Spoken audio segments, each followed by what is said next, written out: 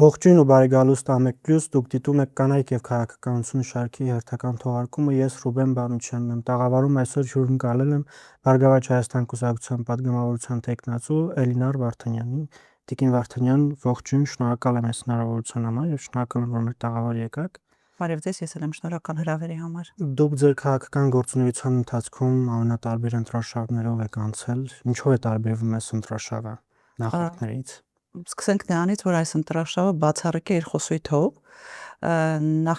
Նախկինում տարբեր քարոզարշավների ընթացքում իհարկե եղել են բազմաթիվ միջադեպեր եւ այլն, բայց որ մի ամբողջ քարոզարշավ կընթանա վիրավորանքի,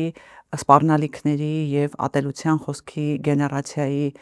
շրջանակներում իհարկե հնարավոր չէր պատկերացնել, ընդ որում այդ խոսքը շատ հաճախ ուղղվում է ոչ միայն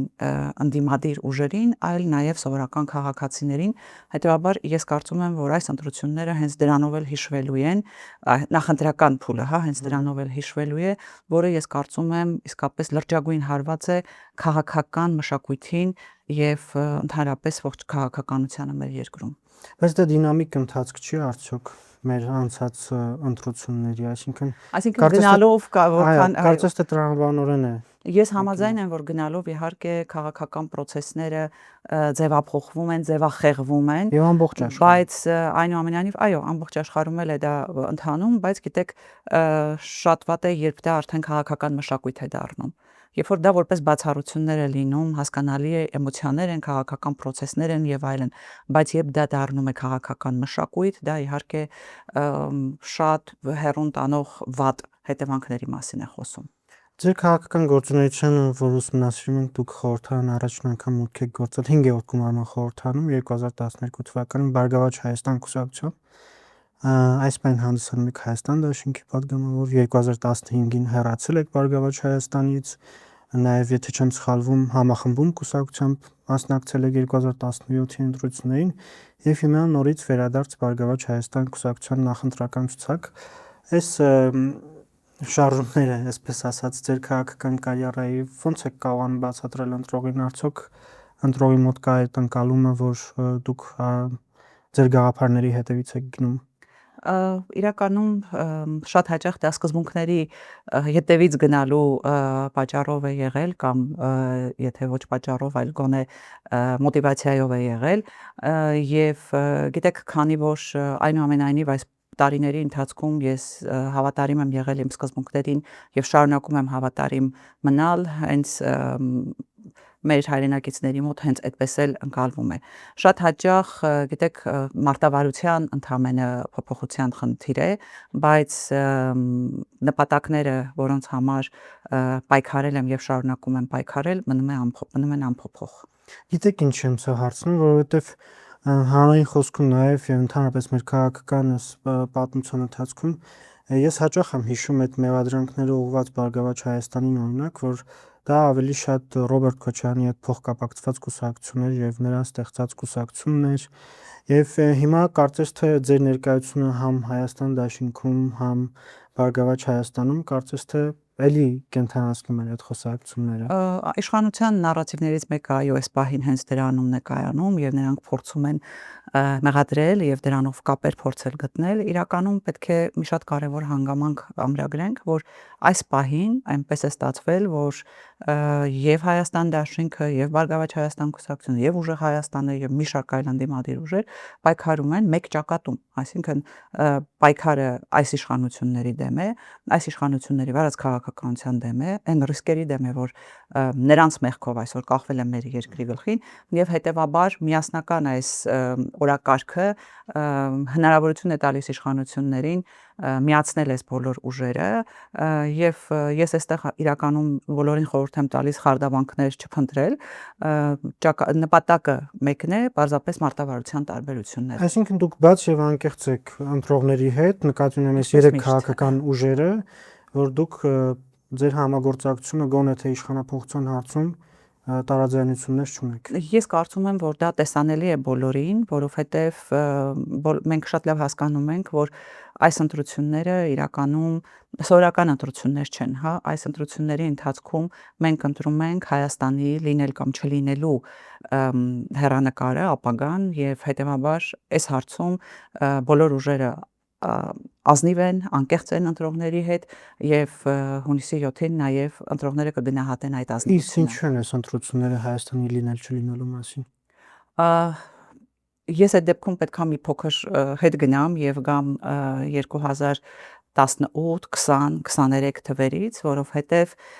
այս իշխանությունների վարած քաղաքականության ընթացքում մենք բախվեցինք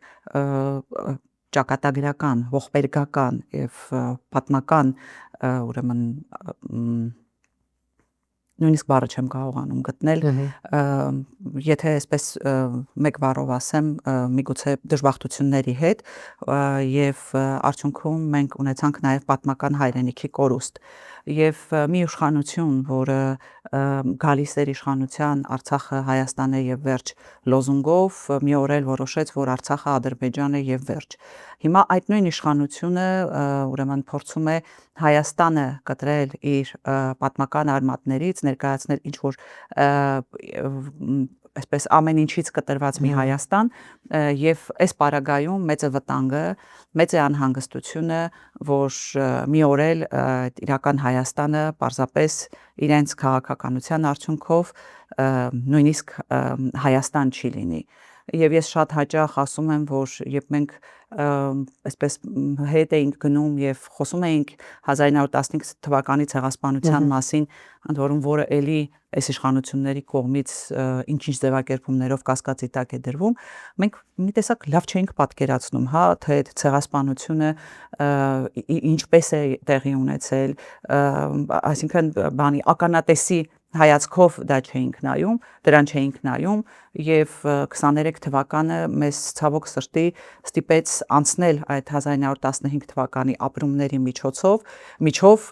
եւ եթե Արցախցին 23 թվականին ուներ հայրենիք վերադառնալու, մեծ է անհանգստությունը, որ մենք գնալու տեղ չենք ունենալու։ Հետեւաբար դա է պատճառը, որ այս ընտրությունները ըստ էության եւ Հայաստանի լինել չլինելու ընտրություն են լինելու եւ նաեւ արժեքային համակարգի ազգային արժեքների ընտրություն է լինելու։ Հենց դա է պատճառը, որ ըստ էության մենք պետք է փորձեինք հասցնել մարդկանց ընտրության կարևորությունը, հուսամ դա ինչ որ չափով ստացվել է, թեև մենք էլ շատ լավ գիտենք, որ այնուամենայնիվ քաղաքականության եւ քաղաքական գործընթացների կարևորությունը մերժողների բանակը քիչ չէ։ Տիկին Վարդան, ձեր քաղաքական գործունեության, խորհրդարանական գործունեության ընթացքում դուք նաև եղել եք Մարդու իրավունքների պաշտպանության հանձնաժողովի նախագահ եւ այս վերջի տարիներին ես տեսնում եմ, որ ընդդիմությունը շատ է խոսում եւ շատ բարձր է խոսում մարդու իրավունքների հարցերում հետընթացի մասին։ Կարողանում եք նաև ընտրողին եւ ձեզ լսողներին բացատրել իրականում, որ այո, տեղի են ունենում մարդու իրավունքների խախտումներ եւ դուք շատ հաճախ եւ ավելի կոշտ եք քննադատում այդ թեմայի շրջանակում իշխանություններին, բայց կարծես թե հանրության հիշողություններում նաեւ թարմ են նախորդիվ տարիների ընթացքում տեղի ունեցած մարդու իրավունքների խախտումները։ Այս մասով ես այն մարդկանցից մեկն եմ, որ նախորդիվ եւս խոսել եւ արձանագրել եմ մարդու իրավունքների խախտումները եւ պայքարել եմ հենց այդ մարդու իրավունքների խախտումների դեմ։ Եվ այս իշխանություններից շատերի համար եմ ես նախկին իշխանության ժամանակ գնացել ոստիկանություն իրենց ապօրինի ձերբակալությունների հետևից։ Իհարկե շատ կարճ է այս իշխանությունների հիշողությունը, իրենք հիշում են, որ միայն իրենք են ապօրինի հետապնդվել, բայց չեն պատկերացնում կամ չեն ուզում ընդունել, որ այսօր այդ ապօրինությունները շատ ավելի բարձր մակարդակի է հասել, քան նախկինում։ Այսինքն ինձ համար երբևէ տարբերություն չի եղել, թե մարդու իրավունքները կխախտեին նախկինները, թե այսօրվանները, որովհետև ինձ համար կարևոր է, որպեսզի մարդու իրավունքները պաշտպանված լինի։ Ես այն ժամանակ եմ խոսել դատական համակարգի անկախության մասին եւ հիմա էլ շարունակում եմ խոսել դատական համակարգի անկախության կարեւորության մասին։ Հետևաբար գոնե ինձ այդ հարցում մեղադրել չի կարելի, բայց այնուամենայնիվ ես պետք է արձանագրեմ, որ մենք միևնույն է հետ ընթաց ունենք։ Ես հաճախ այսպես մասնավոր զրույցներում ասում եմ, որ եթե ժամանակին նույնիսկ այսպես գործեր էին կարում, իսկ այդպիսի դեպքեր եղել են, ապա դա գոնե արվում էր գրագետ, ապա դրա վրա գոնե աշխատում էին եւ հետո շատ դժվար էր լինում այդ ամեն ինչի դեմ պայքարել։ Հիմա նույնիսկ դա չի անհանգստացնում այս իշխանություններին։ Եթե դուք նայեք քրեական գործերը, որոնք որ հարուցվում են, իսկ դրանցից շատերը այսպես հրապարակային խոսույթի առարկա են դառնում, ապա կտեսնեք, որ այդ գործերը այնքան շիմցու են, այնքան ջուր են, որ նույնիսկ զարմանում ես, հա, թե ինչպես կարելի էր իրավական համակարգը այսպես խեղաթյուրել, այսպես խեղել եւ որը իմ գնահատմամբ իրականում շատ վտանգավոր հետևանքներ է ունենալու, որովհետեւ շատ հեշտ է համակարգը կազմալուծել, համակարգը փչացնել եւ շատ դժվար է լինում այդ համակարգը վերականգնել, այդ համակարգը դարձնել ժողովրդավարական։ Ես ժողովրդավարության անկման ժողովրդավարության հետընթացի մասին մշտապես ահազանգել եմ, բայց գիտեք տարբերությունը ինչումն էր։ Եթե նախկինում ես խոսում էի ժողովրդավարության հետ կապված խնդիրների մասին, այդ խնդիրները բարձրաձայնելուց ունեին հասցեատեր, այսինքն բազմաթիվ միջազգային կառույցներ անհանգստացած էին Հայաստանում ժողովրդավարության վիճակով,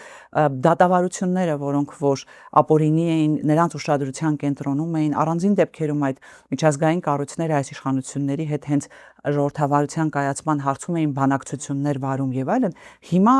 իրավիճակը բոլորովին այլ է։ Այսինքն հիմա դու ճունես գործընկեր, ում հետ կխոսես ժողովրդավարության անկման եւ ժողովրդավարության խնդիրների մասին, որտեղ այսօր միջազգային կառույցները աշխարհաքաղաքական զարգացումներից ելնելով փակել են իրենց աչքերը Հայաստանում տեղի ունեցողի նկատմամբ եւ սա իսկապես շատ վտանգավոր է։ Ես մշտապես կարևորել եմ Արևմուտքի եւ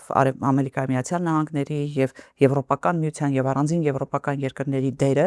մեր երկրում այս տարիների ընթացքում ժողովրդավարության կայացման գործում։ Դա եղել է իհարկե շատ դանդաղ, դա եղել է բազմաթիվ ջանքերի շնորհիվ, որոնք նրանց կողմից գործադրվել են, բայց ինձ ցավեցնում է, որ օրինակ իրենք իրենց ստեղծածին, իրենք իրենց աջակցածին այսպես անտարբեր են վերաբերում, եթե փորձեմ մեղմ արտահայտվել։ Այսինքն տարիներով դու ստեղծում ես մի բան, բայց հետո գալիս է մի պահ, երբ քո այդ ստեղծածը քանդվում է, դու աչքերդ փակում ես այդ քանդվելու առջև եւ չես էլ ուզում նկատես, թե ինչ է կատարվում այս երկրում։ Եվ օրինակ բոլորովին տարօրինակ չէր, որ Human Rights Watch-ի նախկին տնօրենը խոսելով Հայաստանի ժողովրդավարության մասին, հենց դիմում էր եվրոպական համայնքին, ասելով, որ դուք արձանագրում եք Հայաստանում ժողովրդավարության խնդիրները, բայց չեք ուզում տեսնել, որ այդ խնդիրները առաջանում են հենց այս իշխանությունների մեղքով։ Մենք քանի որ խոսեցինք նաև մարդու իրավունքների հետ կապված խնդիրների մասին, ձեր նախընտրական ցուցակի երկրորդ համարը Անդրանիկ Թևանյանը օրերս կալանավորվեց 2 ամսով, եթե չեմ սխալվում, նախնական կալանքի եւ առաջադրված մեղադրանքը թեևս ամենածանրն է, որ կարելի է մարդուն առաջադրել, պետական դավաճանության մասին է խոսքը։ Սա ինչ գործընթաց է։ Եթե մեկ բառով ասեմ, իհարկե շինծու։ Այսինքն քրեական գործ են, քշինց ու քրեական գործ է, ես հիմա կմանրամասնեմ թե ինչու, եւ երկրորդը այս գործընթացը իհարկե նախընտրական process-ներին խոչընդոտելու նպատակ ունի, այսինքն քաղաքական կուսակցության նախընտրական process-ում հեռացնել դերակատարում ունեցող քաղաքական գործին, դրանով փորձել ազդեցություն ունենալ քաղաքական ուժի վրա, ակնկալելով, որ դա կարող է նաև մի կողմից ճնշել քաղաքական ուժին, մյուս կողմից նաև զրկել լիարժեք նախընտրական քարոզարշավ իրականացնելու հնարավորությունից։ Դատարանից։ Ոչինչ։ Անկեղծ, ոչինչ չեմ ակնկալում, որովհետև այդքան միամիտ չեմ, որ հավատամ, որ այս պահին դատարանը կայացնելու է օրինական որոշում։ Հիմա եթե մենք խոսում ենք այդ գործի մասին, տեսակ, սկզբում եղավ հայտարարությունը պետական դավաճանության եւ լրտեսության հոդվածներով քրեական վարույթ նախաձեռնելու մասին եւ ամենակարևոր շեշտադրումն է ազգային ժողովի падգամավոր Անդրանիկ Թևանյանը, չգիտեմ, ապօրինի ձեռք է բերել գաղտնի պետական գաղտնիք հանդիսացող տեղեկություններ եւ այլն, այսինքն այսպես մի ահասարսուր տեսարան էին ստեղծում, որ կողքից դիտորդի համար կստեղծվեր տպավորություն, որ վերջ այնպիսի քայլեր են արել, որ Հայաստանի ինքնիշխանությունը եւ Հայաստանին վերջ է եկել։ Դուք այդ նիստին ներկա եղել եք։ Ես այդ նիստին ներկա եղել եմ, այո։ Եվ անկեղծ ասած, երբ սկսեցին խոսել նիստի մասին, ես ինքս չէի էլ հիշում փակ նիստը ինչի մասին էր եւ այլն, եւ փորձեցի լրատվամիջոցների եւ ազգային ժողովի կայքում եղած հրապարակումներից վերհիշել, թե այդ ինչ փակ նիստ էր, ինչպես է փակ նիստը ընթացել եւ ինչպես է որոշվել, այո։ Փակ նիստը տեղի է նիստը նախաձեռնվել էր երկու ընդդիմադիր խմբակցությունների կողմից, այսինքն Հայաստան խմբակցության եւ Պատիվ ունեմ խմբակցության նախաձեռնությամբ էր նիստը գումարվել եւ ամենևին ոչ փակ լինելու նպատակով, որովհետեւ այդ process-ում սկսվել էր սահմանազատման եւ սահմանագծման գործընթացը եւ մեր հանրությունը պետք է իմանար, թե ինչ ճանապարհով է գնալու դա։ Նիստի սկզբում առաջարկ եղավ իշխանական падգամավորների կողմից նիստը անցկացնել փակ, որովհետեւ հավանաբար կհրապարակվեն պետական գաղտնիք պարունակող տեղեկություններ։ Մեր խմբակցության կեսը հնարավորություն չունեցավ մասնակցել փակ նիստին, որովհետեւ մի մասը անցնում էին քրեական գործերով եւ չունեն այդպիսի պետական գաղտնիքին նկատմամբ հասանելիություն եւ նաեւ ունենք падգամավորներ, ովքեր ընդհանրապես չեն համաձայնել ստորագրել այդ փաստաթղթի տակ, որովհետեւ սա արդեն իհարկե մի քիչ իրավական հարց է, որովհետեւ մանդատով օժտված, բարձր մանդատով օժտված ուրեմն պաշտոնյան չպետք է այդպիսի փաստաթղթի տակ ստորագրի։ Հիմա ինչևէ նիստը սկսվեց եւ նիստի ընթացքում մեր գնահատմամբ չհնչեցին այնպիսի տեղեկություններ, որոնք նախկինում զեկուցողների կողմից հրապարակային չէին հայտնվել։ Խոսքը եւ արտաքին գործերի նախարարին է վերաբերում եւ փոխվարչապետին է վերաբերում։ Նրանք այդ նիստի ընթացքում ներկայացրեցին այն, ինչ մեկ օր առաջ հարցազրույցի ժամանակ ասել էին, կամ մեկ օր հետո Փաշինյանը խոսեց այդ նույն ուրեմն իրենց կողմից ներկայացված տեղեկությունների մասին։ Հետևաբար այստեղ արդեն հարց է առաջանում, թե այդ ուր կորավ այդ պետական գաղտնիքը, ընդ որում պետք է նշեմ, որ նույնիսկ դատախազությունը կալանավորման միջնորդության ժամանակ այլևս պետական գաղտնիքին հղում չէր անում, այլ հղում էր անում ապօրինի ձեռք բերված տեղեկություններին, որովհետև իրենք էլ ոնց որ թե հասկացան, որ այս հարցում էլ էլի Այսինքն մենք մեղադրանքի վերավորակում ունենք Մեղադրանքը մնում է պետական դավաճանությունը, բայց մեղադրանքի դիսպոզիցիան արդեն ըստ իրենց փոխվում է եւ ուզում եմ ասել, այստեղ երկրորդ կարևոր հարցն է առաջանում, հա, եթե 2024 թվականին դուք ունեիք այդպիսի տեղեկություն, ապա ի՞նչն էր ձեզ ստիպում 2 տարի ոչինչ չանել։ Դե իշխանությունն ասում է հետևում էինք լրտեսի բոլոր կապերը, բայց դա զավեշտի է վերածվում, որովհետեւ դու խոսում ես պետական դավաճանության մասին, դա ծանրագույն հանցագործություն է։ Դրա ամեն օրը այդպիսի հանցակազմի պարագայում քո պետությանը կարող է քո պետությանը լրջագույն վնաս հասցնել։ Այսինքն դու այստեղ մի կողմ ես դնում պետության շահը, մի կողմ ես դնում պետության անվտանգությունը, ինքնիշխանությունը եւ այլն, եւ ասես մի հատ տեսնում ես մարդը ինչ կապեր ունի, նույնիսկ ծիծաղելի էլ չի, եթե հասկանում եք, ես փորձում ես այսպես ռացիոնալ հայացքով նայել այդ ամեն ինչին։ Ինչու արվեց հիմա, որովհետև այո, այս պահին անհրաժեշտ էր օգտագործել իրենց բոլոր գործիքները, այդ թվում ապօրինի քրեական գործեր հարուցելու, որպեսզի խոչընդոտվի նախընտրական քարոզարշավը։ Ընդ որում այս հարցով արդեն իսկ Մարդու իրավունքների եվրոպական դատարան դիմում է ներկայացվել, հենց այդ հանգամանքով պայմանավորված, որ 24 թվականին իրենց տեղյակ հանգամանքների պարագայում քրեական վարույթ չի հարուցվել, վարույթը հարուցվել է հենց նախընտրական process-ում եւ նպատակները հեռու են տանում։ Հիմա վերադառնալով այս իրավական հարցերից մի փոքր ավելի քաղաքական դաշտ, իշխանությունը կարողացել է թերևս ստեղծել այդպիսի տպավորություն, որ Բարգավաճ Հայաստան, Ուժեղ Հայաստան եւ Հայաստան դաշինք քաղաքական միավորները դրանք պրոռուսական ուժեր են, ամբողջովին պրոռուսական ուժեր են եւ դրանք սպասարկելու են ընտրվելու դեպքում կամ իշխանության գալու դեպքում սպասարկելու են ռուսական շահը, դեռ ավելին նաեւ այս ուժերի ընտրությունը հանգեցնելու է նոր պատերազմների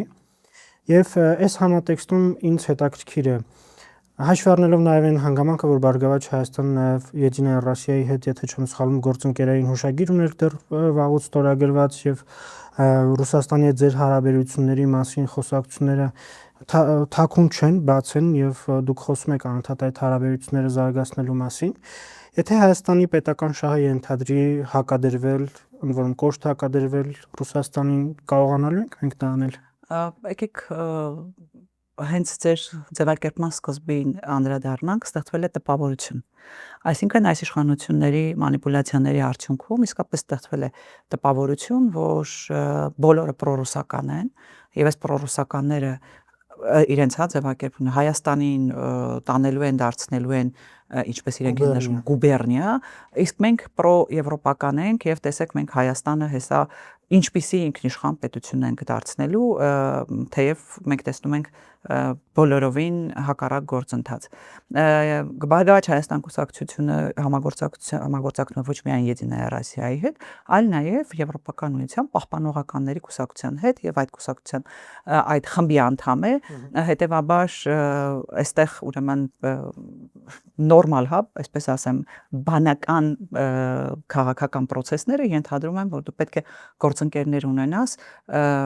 բոլոր այն ուժերի կառույցների եւ պետությունների հետ, որոնց պարագայում տեսնում ես, որ դա կարող է բխել քո պետության շահերից։ Հիմա այս մարդիկ չեն հասկանում, որ Հայաստանի ճակատագիրը չի կարող եւ չպետք է որոշվի ոչ Մոսկվայում, ոչ Բրյուսելում, ոչ էլ առավել եւս Վաշինգտոնում։ Մեր ճակատագիրը որոշողը մենք պետք է լինենք։ Բայց դա չի նշանակում, որ մենք էլ այսպես պետք է բոլորից առանձնանանք, մեզ փակենք պարիսպներով եւ ասենք, այ հեսա հենց մեկի հետ համագործակցեցինք, մեր ինքնիշխանությունը կոտնահարեն եւ, չգիտեմ, կդառնանք գուբերնիա, կդառնանք վիլայետ կամ կդառնանք չգիտեմ ինչ։ Չէ, սա տրամաբանական գործընթաց է եւ ենթադրում է, որ դու քո երկրի շահերից ելնելով պետք է կարողանաս ճիշտ ռազմավարական կապեր հաստատել։ Այսինքն խոսքը նրան է վերաբերում, որ դու պետք է, եթե գոնե չես կարողանում ստանալ այդ մարդկանցից բարեկամական հարաբերություններ, գոնե քեզ թշնամի չդարձնես։ Ցավոք սրտի մենք այս իշխանության ժամանակ տեսնում ենք հենց այդ մոտեցումը։ Այսինքն եթե մեր բարեկամը այս պահին ըստ իրենց Եվրոպան է, ապա այդ դեպքում Ռուսաստանը պետք է դառնա մեզ թշնամի։ Վաղը եթե հանկարծ կորոշեն, որ մեր բարեկամը Չինաստանն է, մեկ էլ կորոշեն, եւ որ Ամերիկան պետք է լինի մեզ թշնամի։ Այսպես քաղաքականություն չեն վարում։ Եվ անընդհատ հակադրությունները, որ ստեղծվում են, օրինակ ԵԱՏՄ-ի միջև եւ այլն, սա իհարկե շատ վտանգավոր հետևանքներով է լեցուն լինելու։ Այդ հավասարակշռման քաղաքականությունը, որին մշտապես ձգտել են տարբեր իշխանությունները, ստացվել է լավ կամ massամբ եւ այլն, այս իշխանության կողմից ամբողջությամբ անտեսվել է։ Եվ այսօրվա նաեւ իրենց մոտեցումը, որ մենք գնում ենք միայն Եվրոպական միություն եւ մեր մնացած բոլոր հարաբերությունների երկրորդական է, սա շատ հեռուն վտանգավոր տանող քայլ է, որովհետեւ այդ պարագայում մենք պետք է ճիշտ հաշվարկենք մեր նաեւ հարևան պետությունների հետ հարաբերությունները, մասնավորապես Իրանի։ Այս համատեքստում ես ուզում եմ ասել, որ օրերս կհիշեք երևի վարչապետ Փաշինյանը հայտարարեց, որ օրինակ ինքը երևի Հայաստանի ղեկավարներից միակն է, որ ամենաջերմ հարաբերություններն ունի Ռուսաստանի նախագահի հետ, անգամ թիվ հրապարակի 200-ից ավել զանգեր չիմացա ճիշտ ասած 1 տարվա ընթացքում էր դա թե ինչ,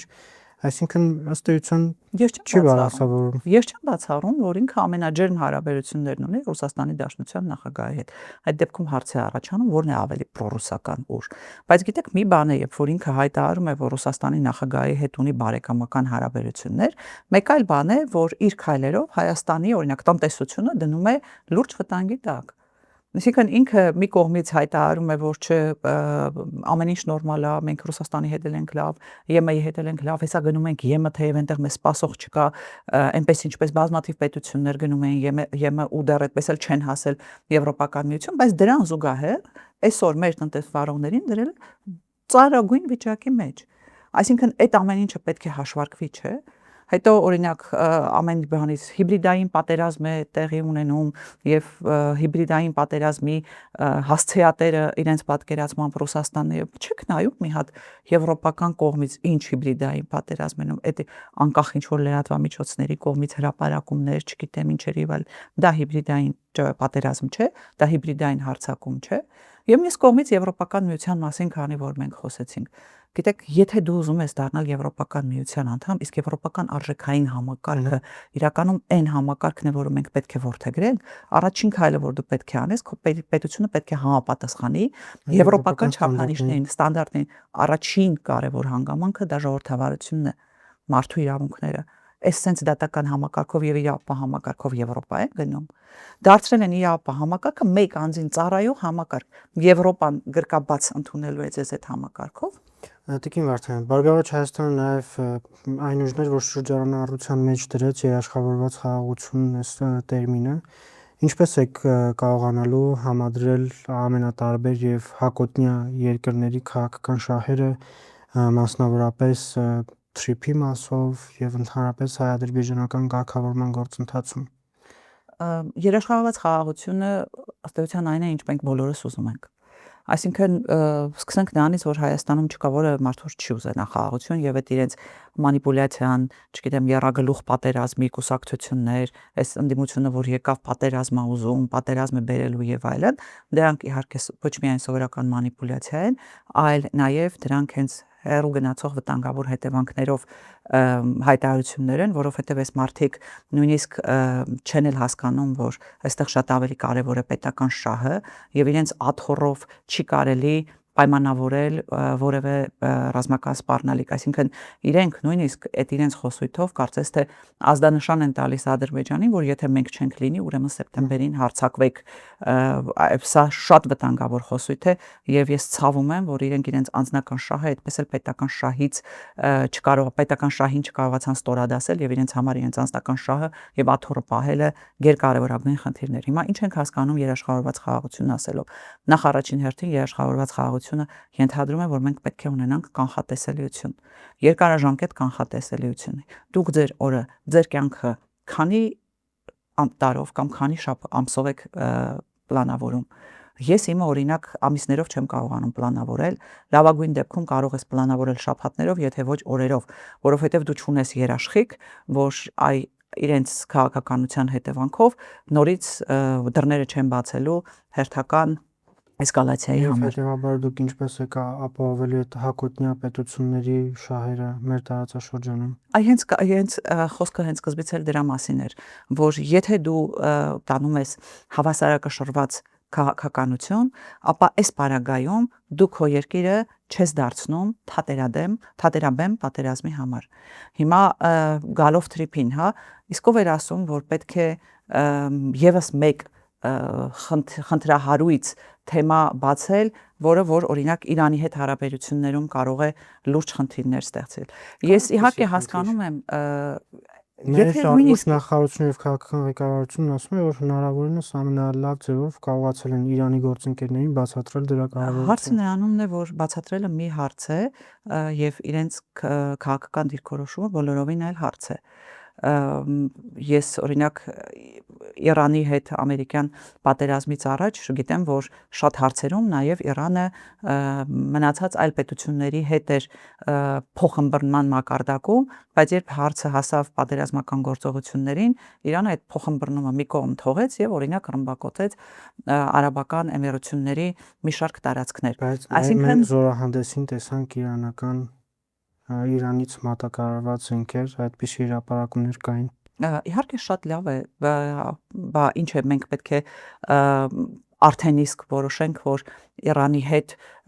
պետք է հարաբերությունների պատերազմման ճանապարհով գալ, բայց մենք պետք է նաև կանխորոշենք, չէ, հնարավորությունները։ Այսինքն մենք պետք է մեր հաշվարկներում կարողանանք յուրաքանչյուր սցենարը հաշվարկել։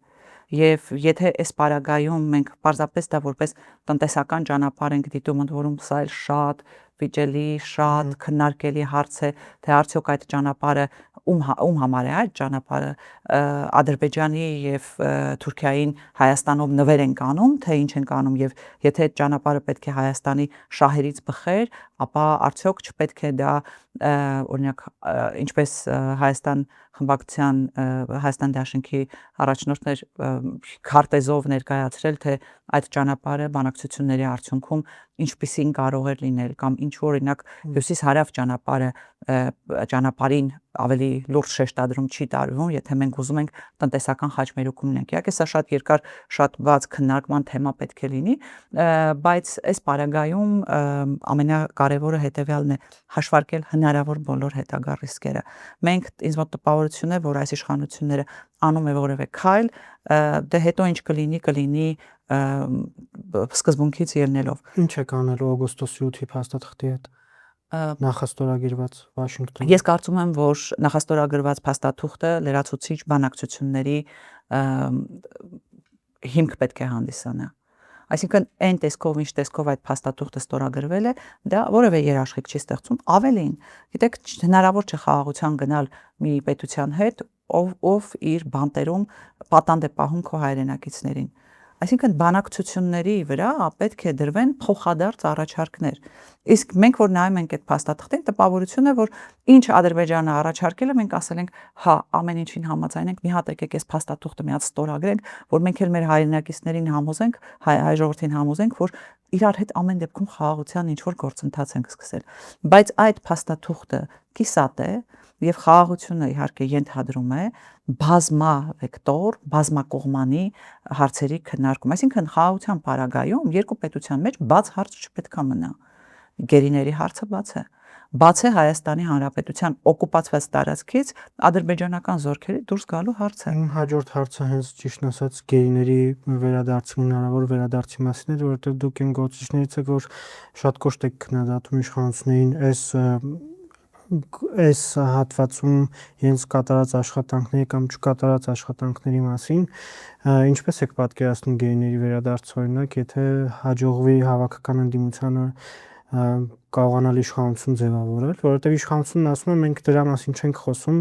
մենք այդ աշխատանքները կատարում ենք, Ալեն Սիմոնյանը ազգային ժողովի նախագահը օրերս նաև ասում էր մենք ունեինք ընդհանուր առմամբ 200 գերիներ, որոնցից մնացել են 19, մենք չենք խոսում, բայց այդ աշխատանքը կատարում ենք եւ նրանք վերադառնում են։ Այն ինչի մասին Ալեն Սիմոնյանը նշում է, խոսքը վերաբերում է հենց անմիջապես պատերազմից հետո գերիների վերադարձին, որը որ ըստ էության էլի միջազգային նաև կառույցների եւ առանձին պետությունների միջնորդությամբ է տեղի ունեցել, ինչի համար ես իհարկե ուրախ եմ եւ չեմ պատկերացնում որևէ մեկը, ով այդ գերիների վերադարձը ձեռքբերում չի համարի, բայց խոսքը վերաբերում է հետեւյալին, որ այս իշխանությունը այն իշխանությունն է, որի արտաքին գործերի նախարար օրինակ գերիների հարցով կարող է ասել ծնգլ արեցիք։ Հասկանում եք։ Ես հասկանում եմ, շատ հեշտ է հետո հետ գնալ եւ ասել, գիտեք, ես այդ մտքով չէի ասում եւ այլն, բայց առաջին արտահայտությունը ըստ էության այն է, ինչ իրենք մտածում են, ինչ իրենք զգում են։ Գերիների հարցը իրենց համար դարձել է զուտ պրոտոկոլային տարբեր հանդիպումների ընթացքում 1-2 բառով ասել, մենք շատ կարևորում ենք ձեր կողմից ներդրումը, որ կարող է արվել գերիների վերադարձի հարցում եւ ինչ ռեալ քայլեր են արվում։ Օրինակ, ամենալուրջ քայլերից մեկը, որ կարող էր արվել եւ պետք է արվի, դիմել տարբեր պետություններին, իրենց դեսպանությունների միջոցով պատանդարված մեր հայրենակիցներին այցելություններ պահանջելու եւ խնդրելու։ Չի արվում այդպիսի բան, հասկանում եք, եւ ամենաահավորը եւ ամենավիրավորականը որպես Հայաստանի Հանրապետության քաղաքացի, որպես առանապատիվ քաղաքացի ինձ համար այն է, որ Բաքվի բանտերից մեր հայրենակիցները հարց են ուղղում, թե ի վերջո Հայաստանի Հանրապետությունում ով է այն պաշտոնյան, որ պետք է զբաղվի, որ իրավասու է զբաղվել Բաքվում պահվող գերիների հարցով։ Դեք երբ պետությունը իր քաղաքացուն մենակ է թողնում, ընդ որում մի պետությունում, որի հետ խաղաղություն է բանակցում, այդ դեպքում հարց է առաջանում, արդյոք դա դիտավորություն չէ, որովհետև հակառակ պարագայում դա պետք է լիներ բանակցային թիվ 1 հարցը։ Եթե ընտրությունների արդյունքներով այնպես ստացվի, որ իշխանափոխություն տեղի չունենա եւ դուք լինեք ընդդիմադիր քաղաքական ուժ խորհրդարանում, շարունակելու եք աշխատել որպես ընդդիմադիր падգամավոր։ Ես այս պահին չեմ կարող այսպես առաջ գնալ եւ նույնիսկ կանխատեսել, թե ընտրությունների արդյունքում ինչ զարգացումներ տեղի կունենան, հա, որովհետեւ ես կարծում եմ, որ նախ ես հավատում եմ, որ ընտրությունների արդյունքում հնարավոր է լինելու մեր հայրենակիցների ջանքերի շնորհիվ ազատվել այս իշխանությունից, բայց միևնույն ժամանակ նաև տեսնում եմ, որ այս իշխանությունները ամեն ինչ անում են աթոռը պահելու համար, եւ գնալու են ցանկացած անօրինականությունների, ինչպես արդեն սկսել են այդ անօրինական գործողությունները, բայց ես ուզում եմ հավատալ, որ մեր ժողովուրդը տերը կանգնելու իր ձայնին եւ մեր երկրում իսկապես լավ փոփոխություններ են լինելու։ Եթե կլինի հակառակը, ապա ես կարծում եմ, որ նաեւ ընդդիմադիր ուժերը պետք է ունենան համատեղ պլան B։ Այսինքն այս պարագայում ես կարծում եմ, որ հավաքական որոշում պետք է կայացվի եւ այդ հավաքական որոշման արդյունքում էլ արդեն որոշվի, թե որոնք են լինելու հաջորդ քայլերը։ Ես այս հարցը տալիս եմ, այս հարցը կարևոր է ինչի համար, որովհետև գործող սահմանադրության պայմաններում, երբ խորհրդարանում իշխանությունն ունենում է մեծամասնություն, ընդդիմությունը կարծես թե այլ բան չի ունենում, քան ուղղակի այդ ամբիոններից հայտարարություններ անել, իսկ այս ժամանակաշրջանում, երբ մեդիան եւ հասանելիությունը շատ է, ինչի համար է պետք պահել ընդհանրապես այդ խորհրդարանական ամբիոնը, ինչ խնդիր է լուծում, հաշվի առնելով նաև որ ընդդիմությունը անգամ չի կարողանում օրենքի նախագծեր ընդունել, որոնք թվում էր թե իշխանության համար էլ պետք է օրինակ ձեռնտու լինեին։ Այո, մենք այս գումարման ազգային ժողովում ըստ էության գրեթե հնարավորություն չենք ունեցել օրենսդրական նախաձեռնություններ հասցնել օրենքի մակարդակի, 1-2 բացառություն է եղել, այն էլ այնպիսի օրենքներ են եղել, որ օրինակ չգիտեմ, կանանց քվոտավորմանը ինչ որ կառույցներում եւ այլն, այսպես բան հաճակերտներում ասեմ, անմեղ օրենքներ, որոնք որ իրենց համար էլ է շատ լավ, որպեսզի օրենք դառնան, բայց բազմաթիվ այլ օրենքներ, որոնք վերաբերում էին սոցիալական հարցերին, բազմաթիվ հայտարարություններ, քաղաքական հայտարարություններ եւ միջազգային նշանակության հայտարարություններ այդպես էլ կյանքի չկոչվեցին, որովհետեւ այո, այս խորհրդարանում հնարավոր չէր որևէ հարցի շուրջ գնալ կոմպրոմիսի եւ արդյոք նպատակահարմար կլինի հաջորդ գումարման այդպիսի խորհրդարան նորից ունենալ եւ այլն, ես կարծում եմ, որ ոչ, եւ այո, այդ ամբիոնը քաղաքական կարևոր ամբիոն է եւ այս 5 տարիների ընթացքում իսկապես ընդդիմությունը օգտագործել է այդ ամբիոնը բազմաթիվ հարցեր մեր հայրենակիցներին հասցնելու համար, բայց ելի պետք է կրկնեմ, քանի որ հունիսի 7-ը իմ գնահատմամբ եւ շատ շատերի գնահատմամբ ճակատագրական ընտրությունների օր է, հետեւաբար որոշումներն էլ պետք է լինեն հետագայում նաեւ ճակատագրական։ Տիկին Վարդան, դուք խոսեցիք նաև քվոտավորման օրինակը բերեցիք կանանց ներգրավվածության մասով, դուք քաղաքական գործունեության մեջ բավական երկար ժամանակ է որ կաք եւ կակային ժամանակներից, երբ դեռ քաղաքականության մեջ այս քաղաքական գործունեության մեջ այս օրենքները չկային եւ այդպես կամ այն մակարդակով չէին, ինչպես որ հիմա են, եւ հիմա մենք տեսնում ենք կանանց ներգրավվածությունը ավելի է մեծացել, սա դուք դրական միտում եք համարում, արդյոք սա բնական ներգրավվածություն է, թե ամեն դեպքում այդ քվոտավորումները իրենց գործը կատարել են։ Ցավոք սրտի ես պետք է արձանագրեմ, որ այնուամենայնիվ մեր հասարակությունը շարունակում է մնալ տղամարդկանց հասարակություն, հա, ինչպես հայտնի երգում է ասում this is my sport, հիմա մեր հասարակությունը այդպիսին է եւ կանանց ներգրավվածության բանը աճը պայմանավորված է բացառապես օրենսդրական կարգավորումներով, այսինքն եթե չլիներ քվոտավորման համակարգը, ես վստահեցնում եմ, որ մենք դեռ ունենալու ենք բոլորովին այլ պատկեր։ Իհարկե դա դրական է, որովհետև դա հնարավորություն է տալիս կանանց ներգրավվածության աճ գրանցել, ցավոք սրտի երբեմն դա զուտ քանակական բնույթ է ունենում, բայց ես կարծում եմ, որ դա գնալով շատ ավելի որակական փոփոխության է բերելու։ Գիտեք, երբ ինձ հաճախ հարցնում են, ասում են, դե օրինակ կան կանայք, որոնք ազգային ժողովում են, բայց ինչ են անում այդ կանայք, ինչ իմաստ ուներ, որ այդ կինը այդ ազգային ժողովում։ Ես ասում եմ, մի հատ նայեք տղամարդկանց։ Նայեք ազգային ժողովում նստած տղամարդկանց մեծ մասին։ Իրանք ինչի պետք է լինեին ազգային ժողովում կամ ինչ են անում այդ տղամարդիկ ազգային ժողովում։ Հետեւաբար ես հասկանում եմ կանանց նկատմամբ բաները պահանջները շատ ավելի մեծ են, միգուցե կանանցից սպասելիքներն են շատ ավելի մեծ եւ այլն, բայց ես խնդրում եմ միշտ համեմատական անցկացնել այդ նույն կնոջ կողքը նստած տղամարդու հետ։ Դա ինչ անում այդ տղամարդը կամ ինչու ինքը այդտեղ պետք է նստածներ, որտեղ տղամարդ է։ Հետևաբար այս առումով ես կարծում եմ, որ քվոտավորումը լուրջ եւ կարեւոր քայլեր, բայց մենք պետք է աստիճանաբար հասնենք նաեւ հասարակության մտածելակերպի փոփոխության, որը որ արդեն քվոտավորումը կտանի երկրորդ պլան եւ ամեն ինչ տեղի կունենա բնական ճանապարհով, այսինքն այս դեպքում քաղաքական եւ հանրային դաշտում կանանց ակտիվությունը քվոտաներով պայմանավորված չի լինի, այլ այդ կնոջ հանրային եւ քաղաքական ակտիվությամբ, մասնագիտացմամբ, իր գիտելիքներով եւ իր կարողություններով։ Իդեպ ինչ եք կարծում, ինչու ամեն դեպքում խորհրդարանի կին падգամավորներին չի հաջողվում կամ չգիտեմ եղել են արդյոք նման փորձեր թե ոչ համատեղ օրակարգով հանդես գալու անկախ իրենց քաղաքական տարաձայնություններից, թեկուզ օրինակ որոշ տղամարդ падգամավորների սերով պայմանավորված օրինակ ատելության խոսքի դրսևորումներին հակազդելու կամ վիրավորական բնույթի խոսքերին հակազդելու։ Գիտեք, ես իմ քաղաքական գործունեության ընթացքում եղել եմ այնպիսի process ժամանակահատվածներում եւ այնպիսի գործընթացներում, երբ կանայք իսկապես ունեին ընդհանրական գործընթաց, երբ որևէ խմբակցության կին падգամավորի նկատմամբ վիրավորանքը կամ ատելության խոսքը առաջացնում էր մնացած կանանց հակազդեցությունը։ Այսօրվա խորհրդարանում այդպիսի բան չկա։ Այսօրվա խորհրդարանում կանանց այդ սոլիդարությունը, միմյանց նկատմամբ բացակայում է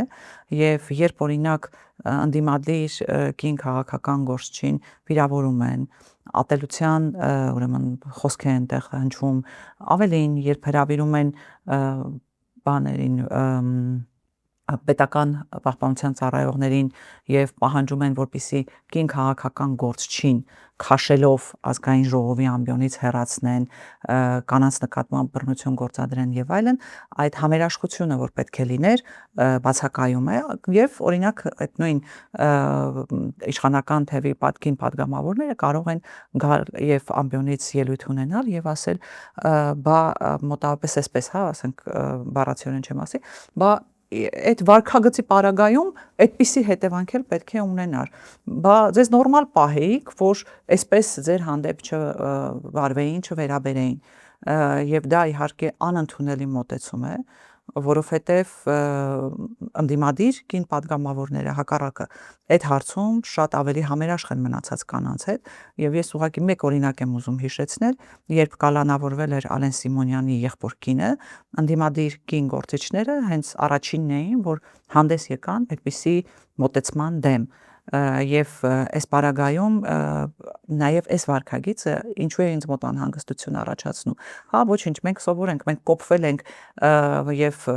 այնպես չի որ ակնկալում ենք, որ մեզ պաշտպանողները լինելու են իշխանական կին падգամավորները, բայց սա քաղաքական մշակույթում ազդեցություն է ունենում, երբ կինը, որը որ ուրեմն կարող էր լուրջ մասնակցություն ունենալ հանրային եւ քաղաքական կյանքում, տեսնում է այդ պատկերը, իր մոտ հարց է առաջանում, իսկ արդյոք ինքը պատրաստ է մտնել այդ ամեն ինչի մեջ, իսկ արդյոք իր ընտանիքի անդամները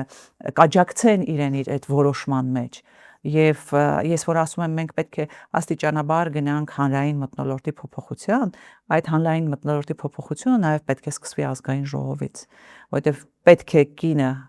քաղաքական գործընթացներին մասնակցելու որոշում կայացնելուց համոզված լինի, որ իրեն չեն թիրախավորելու հենց կին լինելու պարագայով հանգամանքով։ Շնորհակալ եմ Էսրիցյան։ Ես էլ եմ շատ շնորհակալ։ Ամեկ պլյուսի եթերում կանայք եւ քաղաքականությունը շարքի հերթական թողարկումներ, շարունակեք հետևել մեզ։